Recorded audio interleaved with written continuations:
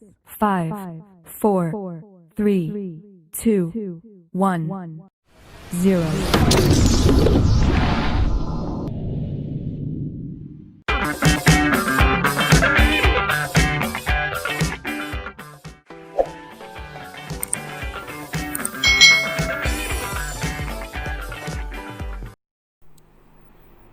Hai anak-anak Miss, we are back again in tema 5, subtema 3. Kita sekarang sudah di akhir pembelajaran dari subtema 3.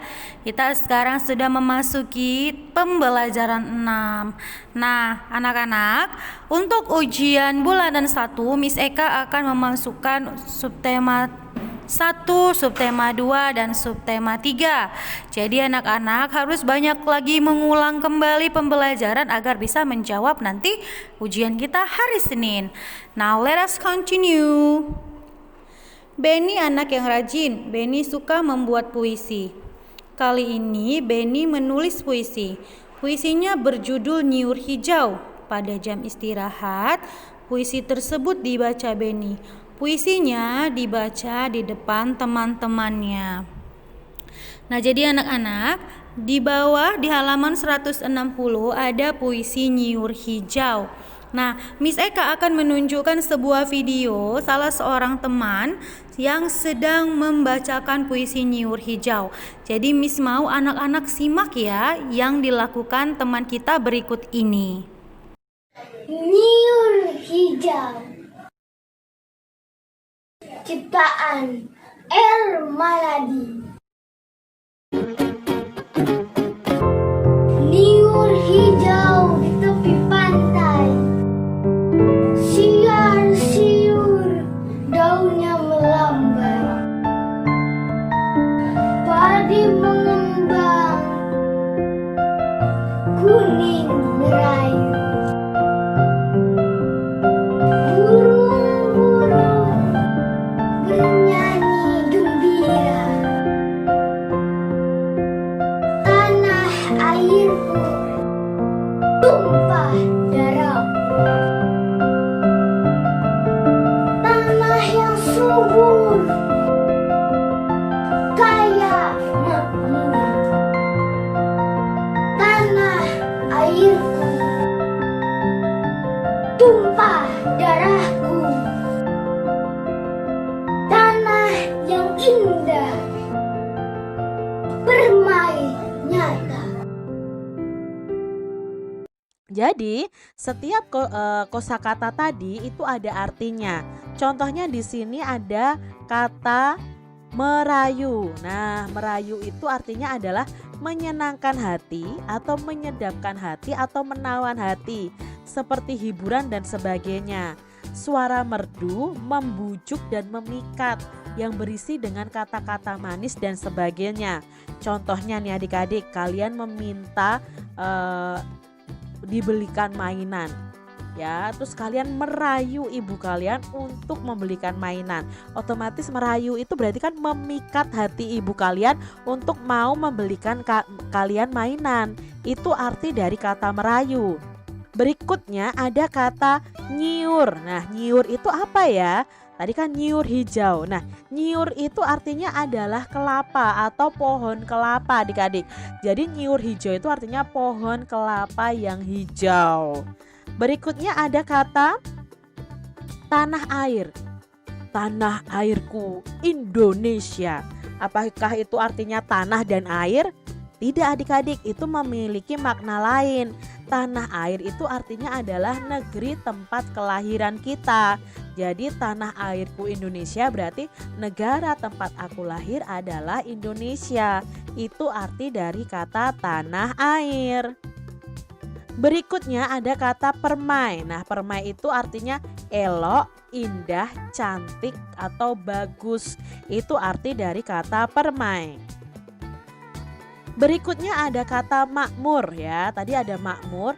Makmur itu artinya serba kecukupan atau tidak kekurangan. Itu arti dari kata makmur. Adik-adik, di sini Benny dan teman-temannya selesai belajar bahasa Indonesia. Kemudian dilanjutkan belajar matematika. Cermati cerita berikut. Panjang kaki Beni itu 22 cm. Panjang kaki Edo ada 24 cm dan panjang kaki Siti itu ada 20 cm. Kalau kita bandingkan, kaki Edo itu lebih panjang daripada kaki Beni. Kaki Beni lebih panjang daripada kaki Siti. Kalau diurutkan dari panjang kaki yang terpanjang ke yang terpendek, itu berarti berurutannya adalah yang paling panjang itu adalah Edo, lalu Beni, lalu Siti. Siti itu yang paling pendek ya panjang kakinya. Adik-adik coba ukurlah bagian tubuh kalian. Nah, tuliskan juga hasil pengukurannya dengan sentimeter. Sentimeter kan disingkat dengan cm. Lalu kalian juga mengukur teman kalian nih. Teman kalian jumlahnya ada 3. Boleh tidak Kak? Aku kan di rumah mengukur panjang bagian tubuh dari keluargaku. Boleh kalian ganti ayah, ibu, atau kakak atau adik boleh. Lalu kalian bandingkan siapa misalnya di sini yang diukur adalah bagian kakinya, panjang kakinya. Siapa nanti yang paling panjang dan siapa yang paling pendek. Lalu lengannya, pinggangnya bisa kalian ukur menggunakan meteran pita atau meteran yang digunakan oleh para penjahit ya adik-adik ya. Kalian ukur nih misalnya jari jempol boleh ya, jari telunjuk boleh. Kalian ukur lalu kalian bandingkan siapa yang kakinya lebih panjang, siapa yang kakinya lebih pendek, siapa yang lengannya lebih panjang. Bisa kalian bandingkan adik-adik ya dari hasil pengukuran kalian.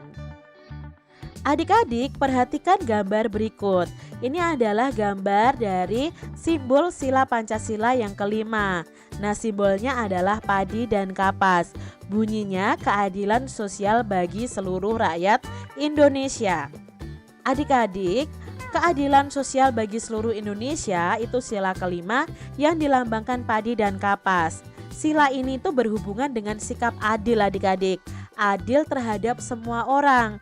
Contoh sikap adil adalah 1. Hormat kepada semua anggota keluarga kita. 2. Senang dengan buatan teman. Kalau teman kalian berprestasi, kalian ikut senang. Itu adalah penerapan sila kelima. Kalau teman kalian hasil karyanya lebih bagus, kalian memujinya, senang, ikut senang karena dia bisa menghasilkan karya kerajinan yang bagus. Itu juga penerapan sila kelima. Contoh yang lainnya, baik kepada semua teman sekelas, ingin selalu maju bersama teman dan adil kepada semua teman.